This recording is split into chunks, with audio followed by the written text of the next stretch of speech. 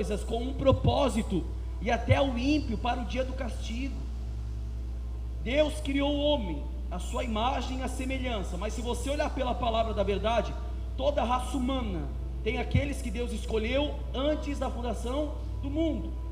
Foi isso que a gente falou ontem na escola bíblica, sobre a eleição incondicional. O que é a eleição incondicional? Ou seja, Deus predestinou, Deus chamou aqueles que Ele, pela vontade dEle, pela soberania dEle, pelo poder dEle, os salvou.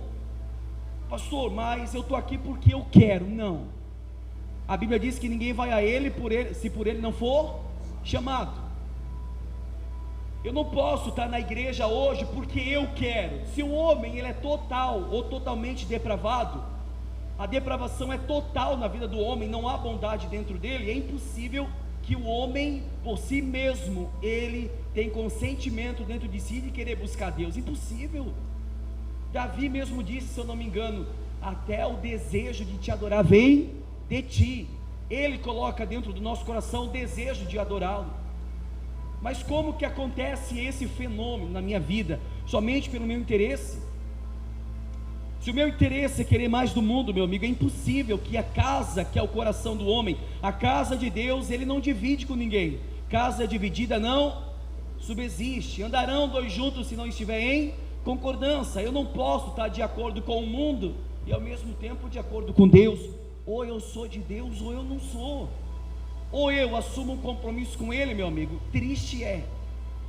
Eu estava vendo alguns vídeos de um satanista, e você é de cair o queixo, o temor que eles têm por Satanás, o temor que eles têm por Satanás.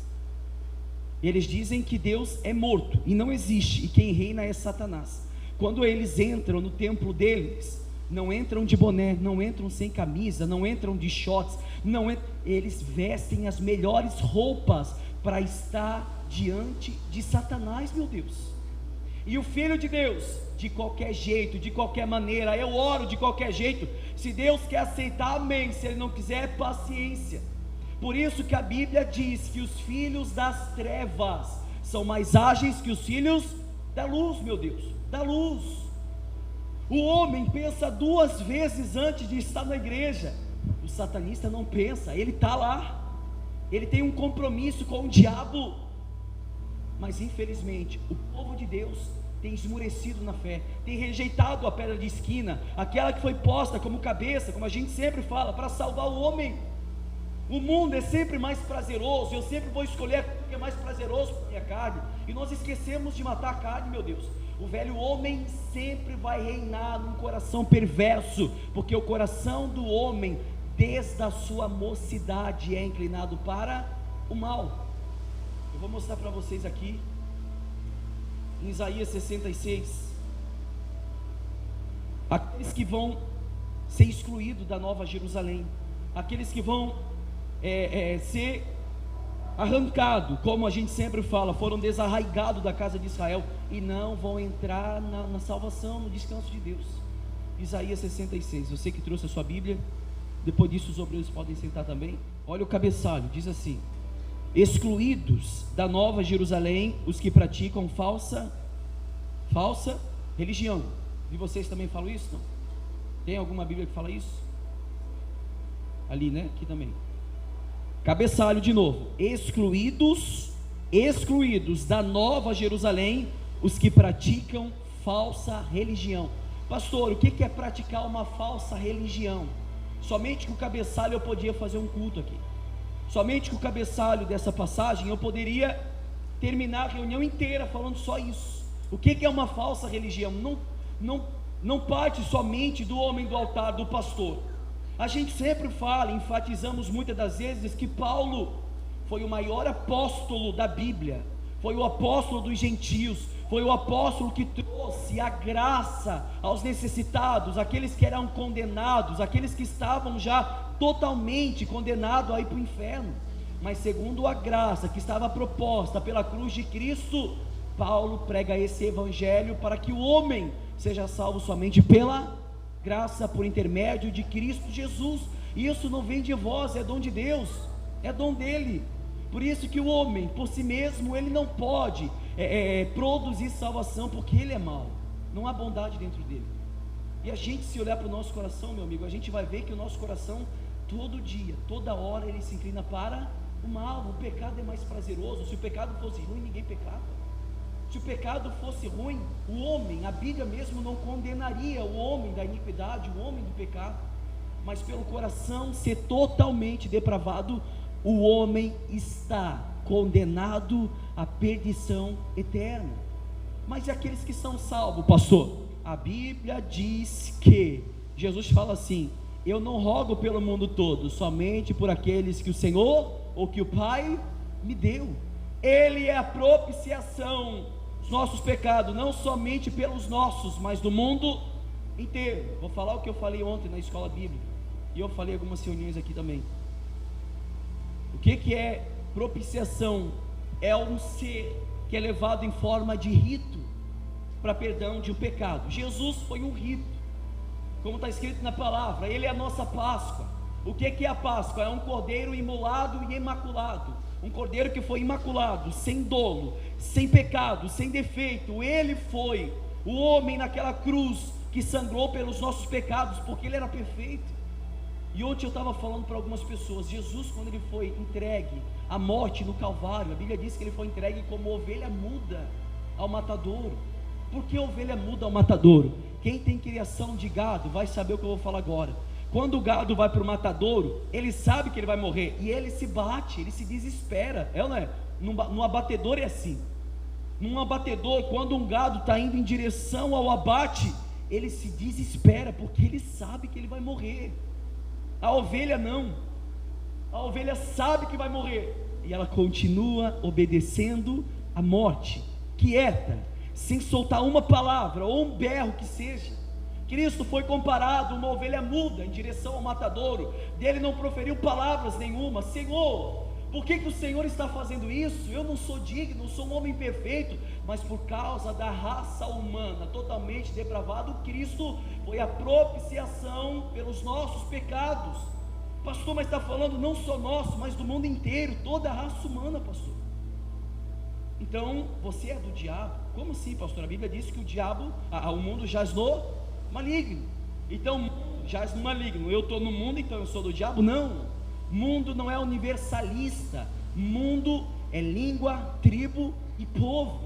Deus de fato escolheu antes de tudo ser criado aqueles que havia de ser salvo. Mas mesmo assim o homem, na sua iniquidade, na sua depravação, os seus passos sempre são em direção àquilo que é errado. O homem já tem isso dentro dele, meu Deus. O homem não luta contra o que está dentro dele. O homem não luta contra a sua vontade. O homem não luta contra a sua carne, contra a sua perversidade, a sua iniquidade. Não, o homem não quer fazer isso. Ele quer ser salvo de qualquer jeito. Ele acha que salvação para ele é de qualquer jeito, de qualquer maneira. E quando a gente lê na palavra de Deus que o reino dos céus é tomado por esforços, por violência, meu Deus, não é de qualquer jeito, não é de qualquer maneira. Eu tenho que me esforçar para estar aqui, por mais que eu não quero e não gosto, meu Deus. Por mais que muitas das vezes a minha carne grita, a minha carne clama para fazer aquilo que ela tem desejo, mas o Espírito Santo encarnado dentro do nosso coração, como ele faz morada dentro da gente, ele diz: não é do jeito que você quer dar o reino dos céus, não é por um preço que o homem paga, não. Eu não posso pagar por salvação, mas o homem salvo, os seus passos vão sempre se inclinar para aquilo que é do reino de Deus, sempre. Ele não vai caminhar nos passos que ele sabe que ele pode cair. Se a Bíblia diz que nós somos tentados e engodados pelo que está dentro do nosso coração, significa que o homem, em toda a sua caminhada, o diabo vai jogar os dardos inflamados dele para que nós venhamos tropeçar naquilo que a gente era mais apegado no mundo, lá fora. Mas quanto mais de Deus, menos vontade eu tenho de pecar. Por isso que a santificação tira o poder tira o poder do pecado. Se eu sou uma pessoa santificada pelo Espírito Santo, é sinal que o poder do pecado não habita mais dentro de mim. Mas nós temos pecado ainda? Sim ou não? Claro que temos. Aqueles que dizem que não tem pecado é mentiroso.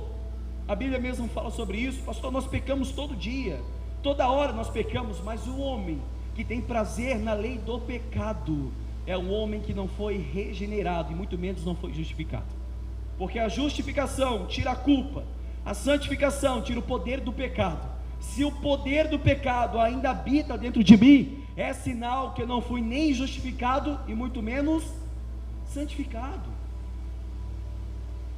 Quando Cristo faz a obra, Ele faz a obra perfeita. Por isso que eu digo, e falei na escola bíblica também, aquele que é salvo não perde salvação. Pastor, como assim? Sabe por quê? Porque foi Cristo que o salvou. Se Cristo salva uma pessoa, e essa pessoa lá na frente ela cai e perde a salvação, é sinal que a salvação foi inválida, foi uma obra incompleta, meu Deus. Não, Jesus mesmo disse para o Pai: Senhor, não deixa que nenhum daqueles que o Senhor me deu se perca, não deixa aqueles que o Senhor me deu na segunda eleição, segunda predestinação, os escolhidos, os chamados, seja como você entende, não deixa que eles se percam. Aqueles que são salvos caminham a passos largos em direção à salvação.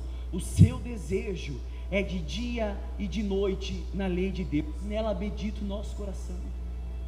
Como disse Davi: eu amo a tua lei, nela medita o meu coração. O nosso coração tem que meditar todos os dias, toda hora, todo minuto na palavra de Deus, para que o pecado não tenha poder na nossa vida, para que a graça seja mais abundante dentro da gente. Amém, pessoal? Diz assim Isaías 66: assim diz o Senhor: o céu é o meu trono, e a terra o estrado dos meus pés.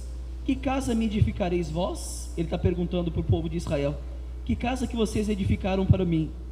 E qual é o lugar do meu repouso? Ou seja, aonde que eu vou repousar? Aonde que eu vou morar? Porque a minha mão fez todas as coisas, e todas vieram a existir, diz o Senhor. Mas o homem para quem olharei, olha o que Deus está falando, olha o homem que Deus olha, olha o homem que Deus inclina os seus olhos. Mas o homem para quem olharei é este, o aflito e abatido de espírito, e que treme na minha palavra. Deus está falando assim: o homem, cadê a minha casa? O coração do homem era para ser o meu repouso, era a minha morada, meu Deus, cadê a minha casa? A minha casa está contaminada pelo pecado, não tem aonde eu possa habitar.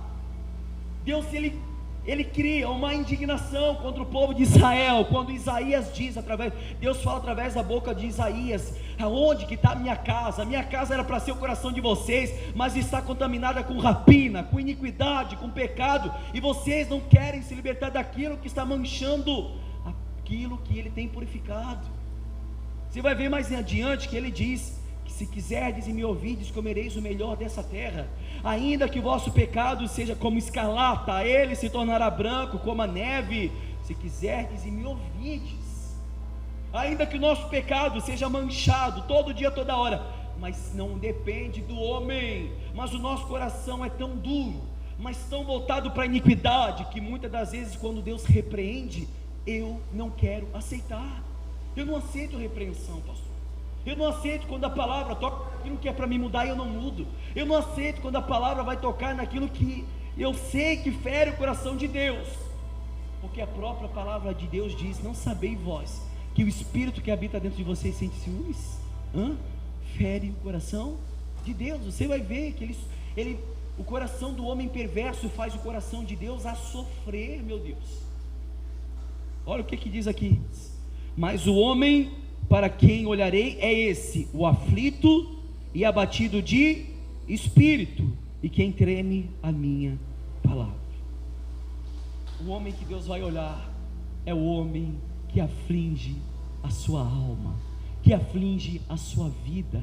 O homem que Deus vai inclinar os seus olhos, vai inclinar os seus ouvidos para a oração. Do homem que aflige a sua alma, que ele está angustiado pelo pecado. Deus quer que o homem se angustia pelo pecado. Por isso que nós sempre falamos, a oração do povo hoje em dia é uma oração rala, meu Deus, uma oração falsa, uma oração fictícia, que o homem, quando se coloca diante de Deus, ele sente mais cansaço do que prazer em falar com aquele que os criou. O homem, quando se coloca diante de Deus, ele sabe que as orações tanto podem ser ouvidas, quanto está bloqueada, porque Deus não ouve oração do profano. Deus não pode ouvir a oração do bastardo, do profano, do homem iníquo. Deus vai inclinar os seus olhos para aquele homem que treme diante da palavra de Deus, diante da palavra dele. E se a palavra dele manda eu me converter dos meus erros, dos meus pecados, meu Deus, o que está faltando para o homem fazer isso? Está faltando o dia em que Deus tirar o fôlego de vida e ele estiver diante do tribunal de Deus para ser julgado. Não podemos esperar para a última hora. O que tem que ser feito hoje. Se ouvirdes a voz do Espírito Santo hoje, não endureçais o vosso coração como no dia da provocação dos vossos pais no deserto. Quantos sinais eu tenho feito no meio de vocês, ó povo de Israel, mas vocês rejeitaram, e por isso eu hei de exterminar todo o homem da face da terra.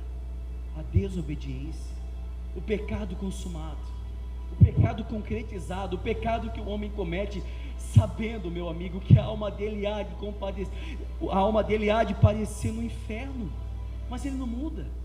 Por isso que eu digo, o filho das trevas são mais ágeis que os filhos da luz. Custa ao povo dobrar o joelho meia hora antes do culto, como a gente faz? Custa, pessoal? Não, é dolorido, pastor, eu não quero isso para mim. Isso mostra o interesse de vocês. Custa ao povo chegar meia hora antes no domingo. O homem se enche do pecado o dia todo, quer chegar aqui atrasado e ainda quer que Deus fale com ele?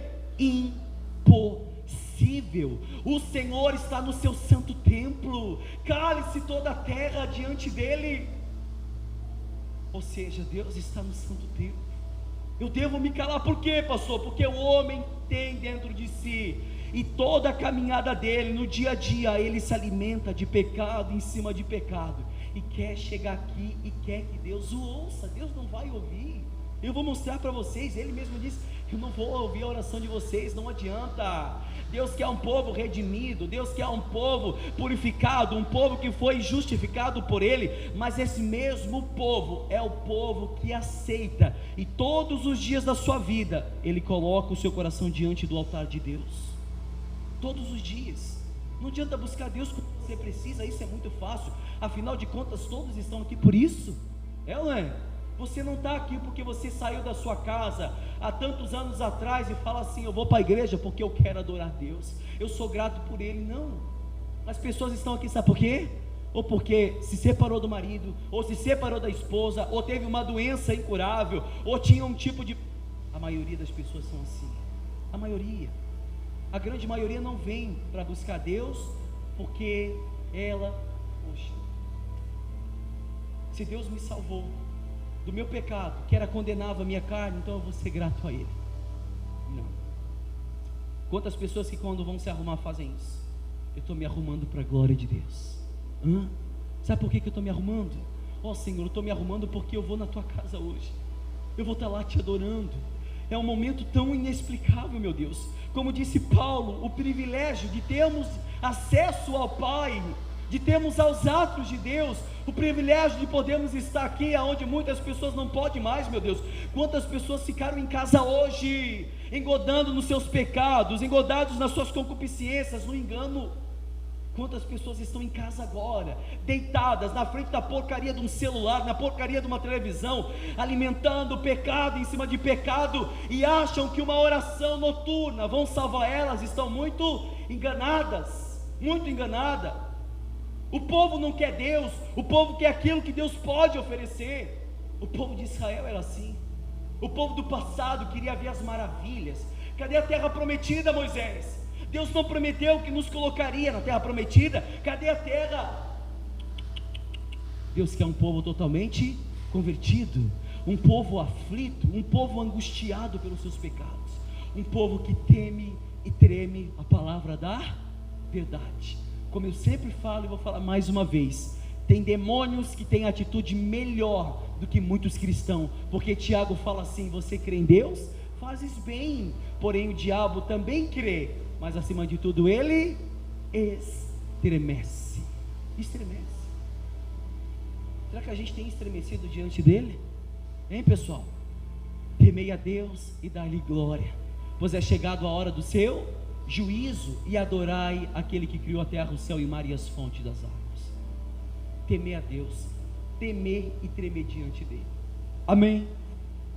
O homem que Deus vai olhar então é aquele que aflige e é abatido de espírito e que teme e treme a palavra dele. Versículo 3 diz assim: agora o homem que Deus não vai ouvir é esse: o que imola um boi, olha só, o que imola um boi é como o que comete homicídio.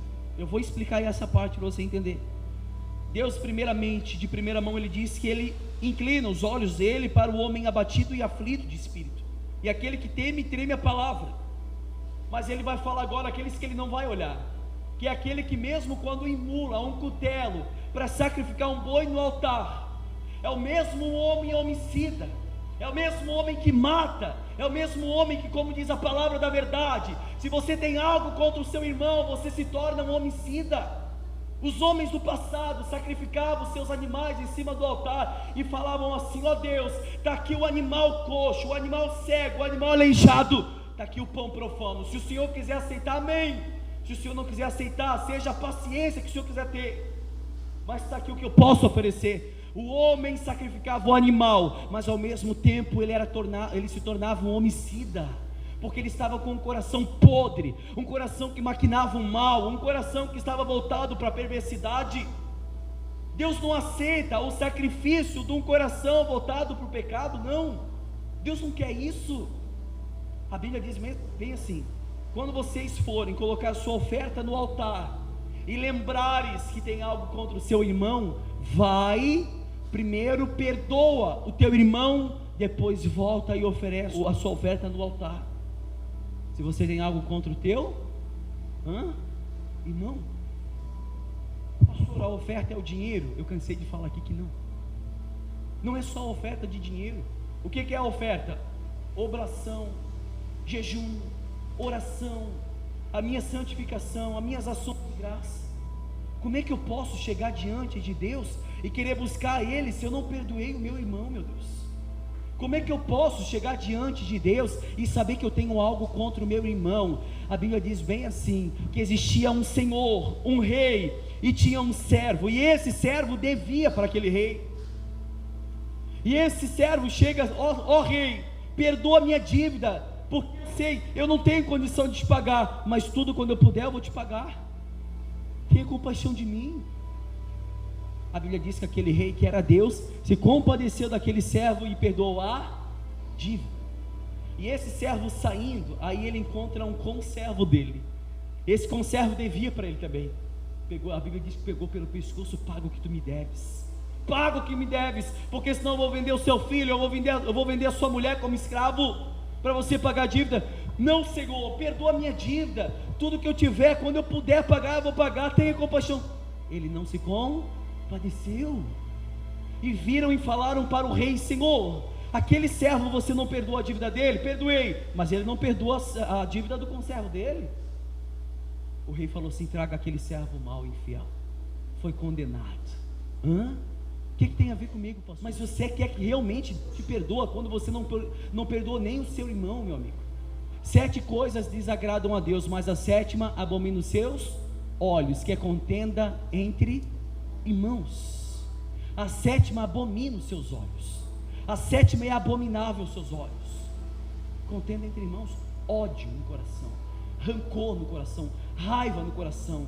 Aquele que trata o seu irmão mal é homicida, e sabemos que nenhum homicida terá parte no reino de Deus. Eu quero sacrificar um boi, mas ao mesmo tempo eu me torno um homicida porque eu não perdoei o meu irmão. Eu quero sacrificar um cevado no altar, porque eu quero que Deus tenha compaixão dos pecados. Ele só vai olhar para o homem aflito de espírito, ele só vai olhar para o homem abatido de espírito.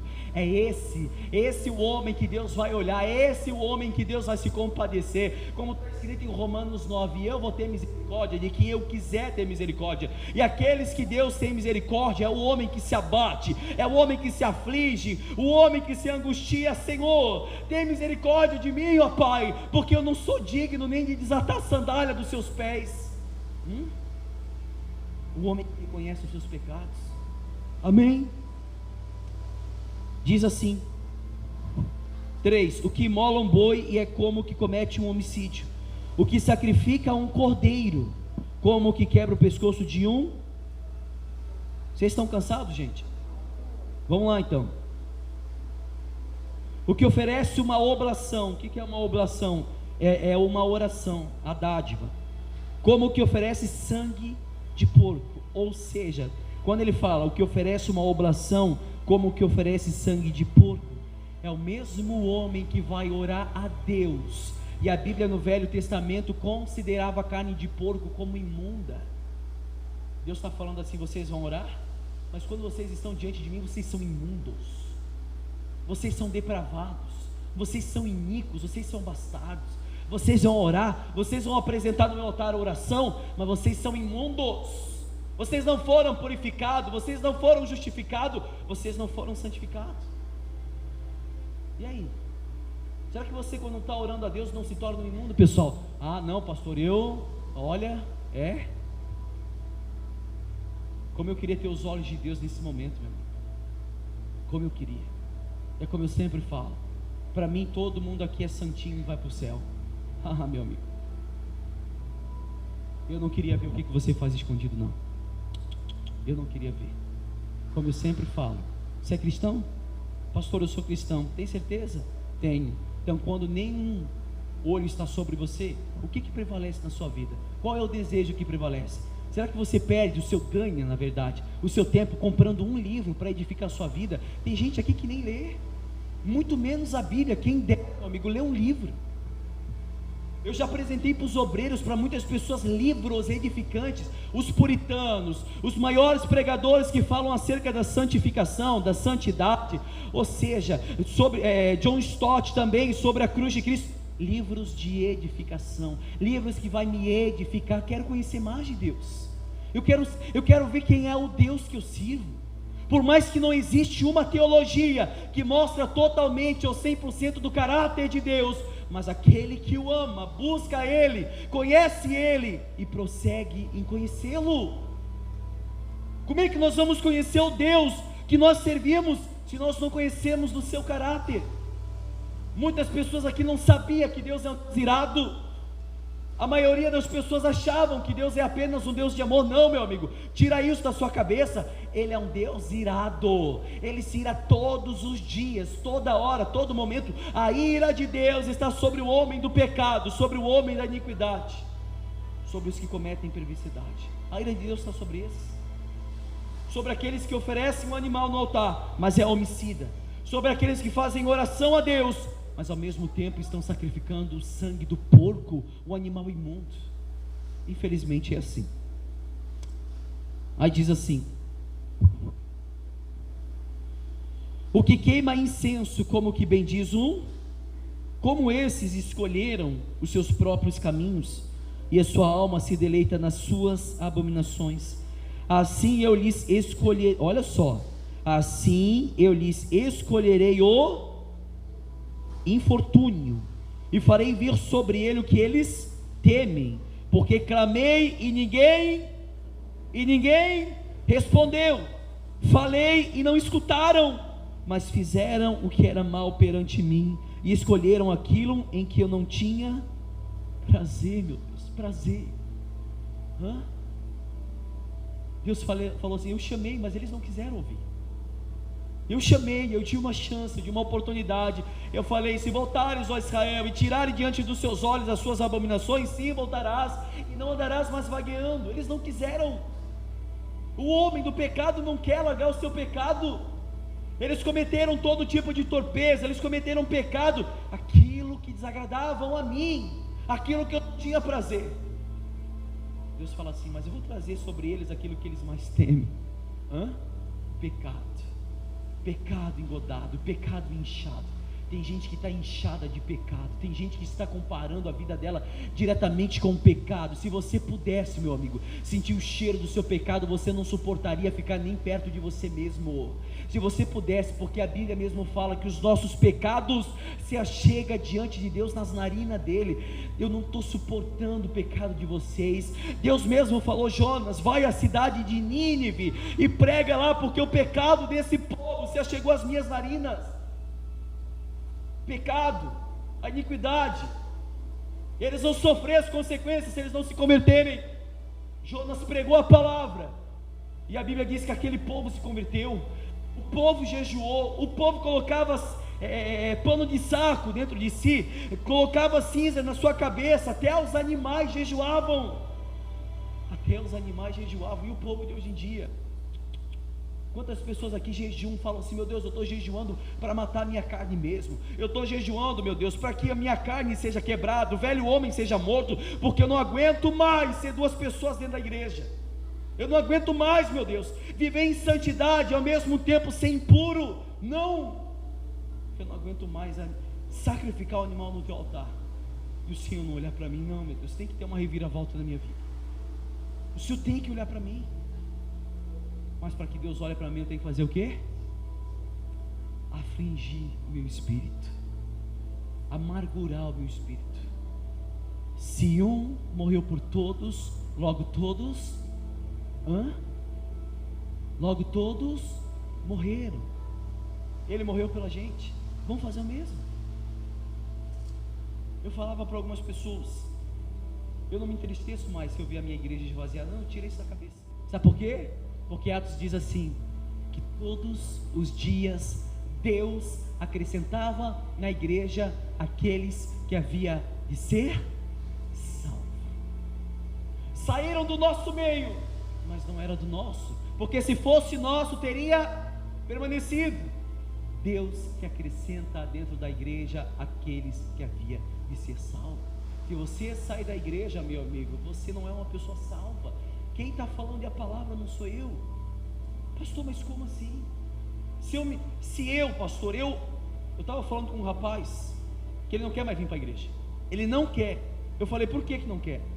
Pastor, minha família, meu Deus, a minha família, a família toda vem para a igreja. Eu não aguento mais a minha família. Aí tem que sair da igreja porque não aguenta mais a família. E você mora com eles? Sim. Então por que não saiu de casa? Mas tem que sair da igreja. Né? Tem que sair O homem é assim: aconteceu alguma coisa, vou sair da igreja. O filho pródigo, quando ele saiu da casa do pai, você não vê o pai indo em direção ao filho desesperado: volta filho, volta filho. O filho chegou num patamar que ele falou assim: meu Deus, eu tinha tudo, eu estava na casa do meu pai, a gente tinha servos, tínhamos comida, e agora eu estou comendo as bolotas dos porcos. Mas eu vou dizer: pai, pequei contra ti, torna-me um dos teus servos. Ele reconheceu o erro dele e voltou para a casa do pai. A diferença está que Deus estava de braços abertos para recebê-lo, mas Deus não foi atrás. Pastor, mas o que falaremos a respeito do bom pastor que dá vida pelas ovelhas, e quando sai uma, ele deixa as 99 e vai atrás daquela que se perdeu? Não se perdeu por rebeldia não, porque quando ele foi atrás, ela voltou. Eles querem que o pastor vá lá na casa deles, coloque um tapete vermelho, pega no colo e traz para a igreja. Tem gente que eu convidava para subir o monte, que eu convidava para orar, e tem obreiro que é testemunha, que eu convidava para subir o monte, que eu convidava para orar, que eu vinha para a igreja fazer alguma coisa, a oração, seja que eu convidava a pessoa, sempre estava comigo, e agora disse que eu não vou atrás dela. Ou seja, são crentes mimados e mal acostumados. Se você quer, meu amigo, você vai estar aqui. Não depende de mim, depende de quem? De vocês. Amém? É claro que, pastor, eu saí porque eu estou com problema, doente, aí é diferente. Agora, eu não quero mais ir para a igreja, não me enche o saco, como falaram. Então, não vamos encher o saco. A hora que o sapato apertar, aí eles vão saber aonde eles vão ter que correr. Amém, pessoal? Isaías 1:10 para a gente encerrar. Todos acharam, gente? Olha o cabeçalho: condenado, oculto, hipócrita. Condenado, oculto, hipócrita. Aí Isaías fala assim: ouve a palavra de quem? Do pastor Mike. De quem? Do Senhor. Vós, príncipe de Sodoma, prestai ouvido à lei do nosso Deus. Vós, povo de Gomorra. Aí ele fala assim: olha, presta atenção nisso. De que me serve a minha multidão dos vossos sacrifícios? Diz o Senhor: estou farto dos holocaustos de carneiro e da gordura de animais cevado, e não me agrado do sangue de novilhos, nem de cordeiro, nem de bodes. Quando vides para comparecer perante mim, quem vos requereu só pisardes no meu átrio? Não continueis a trazer ofertas vãs. O incenso para mim é abominação, e também as festas da lua nova, o sábado e a convocação da congregação. Olha o que Deus fala: não posso suportar a iniquidade associada ao ajuntamento solene. Eu vou explicar essa parte para vocês. Deus está falando assim: o que me adianta, o que me serve vocês trazer os seus sacrifícios, vocês trazer no altar o animal, os seus incensos, as suas festas solenes? O que adianta a sua multidão de sacrifício? Eu estou farto dos seus holocaustos de carneiro, eu estou de saco cheio. Vocês estão trazendo sacrifício, mas vocês não mudam, vocês não se convertem, vocês não querem realmente Deus, vocês querem aquilo que Ele pode oferecer para vocês. Deus chega uma hora que se ira, esgotou, eu estou de saco cheio, eu estou pasmado, a multidão de sacrifício que você traz, eu não quero mais isso. Tem igreja que prega o sacrifício, né? Vamos lá, sacrificar o carro, sacrificar a casa, sacrificar o seu salário. Vai, passa fome. Deus não vai dar coisa nenhuma, meu amigo. O teu dinheiro seja para a tua perdição, está escrito na palavra. Pedro fala para Simão assim: o teu dinheiro seja para a tua perdição, porque o dom de Deus não se compra, não é com dinheiro. Se Deus quiser ter misericórdia da gente, Ele vai ter. Não é R$1, R$100, 10 mil reais que vai mudar a cabeça de Deus, não, meu amigo. Ele mesmo falou: eu estou de saco cheio dos sacrifícios de vocês. Os sacrifícios de vocês estão vindo com o pecado. Não é isso que eu quero. Eu prefiro que vocês se convertam e não sacrificam. Eu prefiro que vocês sejam homens e mulheres que caminham nos passos retos, do que me ofereçam essas porcarias de vocês no altar e vocês não mudam. O homem não quer mudar. O homem quer oferecer para Deus o que é de agrado dele. Como eu falei, o pai de santo, o macumbeiro, quando ele compra a carne para sacrificar para os Exus, ele compra o que? Carne moída? Compra melhor. Quando o pai de santo quer oferecer um perfume para Pombagira, ele compra qualquer porcaria? Melhor perfume, melhor comida, melhor rosa, somente a melhor comida eles colocam sacrifício para os Exus, eles colocam na oferenda. Meu amigo, a gente tem que aprender a ser cristão de fato, de verdade. Eu estava falando, eu não me lembro se foi para o Obreiro do Amor. Brasil tem guarde isso que eu vou falar para vocês. Brasil tem cerca de 40 milhões de evangélicos. 40 milhões. E a Síria ou a Coreia do Norte tem 1% de cristão. 1%. Pensa bem. Coreia do Norte tem 1%. O Brasil tem 40 milhões de evangélicos. Mas agora vamos usar lógica. Coreia do Norte é um país muito mais cristão do que o Brasil. Por quê? Por quê, pastor? Porque lá eles sofrem condenação, perseguição todos os dias, mas eles não negam a fé. Lá eles passam por cima de tudo, mas eles não rejeitam a fé. Os crentes do passado, o seu sangue tombava nas ruas, eram colocados nos coliseus para serem devorados pelos leões, mas não negavam a sua fé. Eles entoavam louvores dentro do coliseu. Espera o partido dos trabalhadores ganhar no Brasil, você vai ver o que a igreja brasileira vai passar. Espera o PT ganhar e vocês vão ver. Pastor, está falando de eleição? Não, mas o próprio presidente do PT falou que se ele ganhar, ele vai colocar limite nas igrejas evangélicas. Ele vai perseguir a igreja, e pode perseguir, e tem que perseguir, para se manifestar somente os sinceros. Eu quero ver realmente se você é cristão, quando colocarem uma espada no seu pescoço e falarem: nega Cristo. Não vou negar. Não vai negar? Eu quero ver. Agora todo mundo é cristão, todo mundo é de Deus. Meu amigo, a gente tem que aprender com os mártires do passado. A gente tem que aprender com os cristãos da Síria, os cristãos da Coreia do Norte. Eu estava vendo um vídeo que me pasmou. Uma mulher, meu Deus, uma mulher num campo de batalha, eles colocavam os espetos, aqueles espetos compridos de madeira, enfincavam em cada unha, espancaram a mulher ao ponto de ela sair deficiente do campo de batalha, mas ela não Não negou. Pastor, vou sair da igreja porque fulano fez isso. Meu amigo, que cristão que você é? Você não está aqui por ele, você está aqui por Cristo, pela palavra, por Deus. A gente é uma das igrejas mais bíblicas nessa cidade. Me prova o contrário, se eu estou mentindo. Você entra numa sinagoga hoje, já começa a te oferecer envelope, começa a te oferecer propósito, começa a te oferecer arca, começa a te oferecer tudo, mas não te oferece palavra. Não é? Só permanece aqui dentro quem ama realmente a palavra. Eu estava falando para um rapaz do Jefferson lá no Rio de Janeiro, rapaz muito de Deus. Ele, como eu sempre falo, ele abriu muito a minha cabeça.